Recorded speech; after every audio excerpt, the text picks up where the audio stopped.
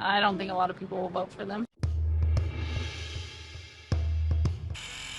Are you someone who labels everything? Your drawers, Tupperware, perhaps a first aid kit? Personally, I never use a label maker, but in politics, there's a tendency to label everything. Democrat this, Republican that. But what if the labels were dropped? Could a third party actually emerge? Well, enter the group No Labels, where on Monday night, Democratic Senator Joe Manchin of West Virginia and former Utah Republican Governor Jon Huntsman will speak on the group's behalf at a town hall in New Hampshire, fueling speculation the group is seriously considering their own presidential ticket next year. Are you guys going to launch a presidential candidate in 2024?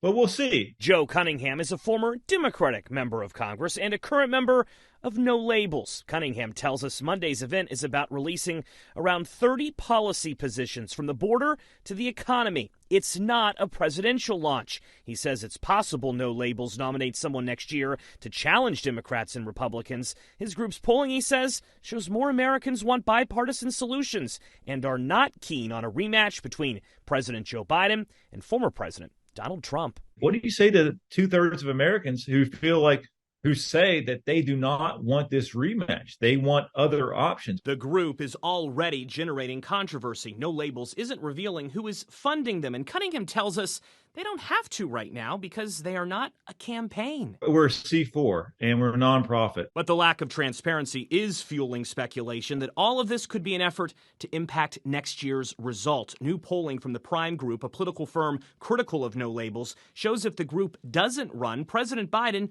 is leading in the polls. But if No Labels gets in the race, it shows Mr. Trump leading the popular vote. Cunningham says if No Labels does announce a launch, it would be to win themselves, not elect someone else. We're not going to do anything that's going to simply hand the election over to Donald Trump. Serious third-party challenges have been rare in recent political history. Ross Perot launched one in 1992 and 1996, but the best he ever did was 18% of the vote in 92, and he never won a single electoral college vote. On the National Mall in Washington, we found some Americans thinking a No Labels option may make sense. Could be an interesting idea, yeah.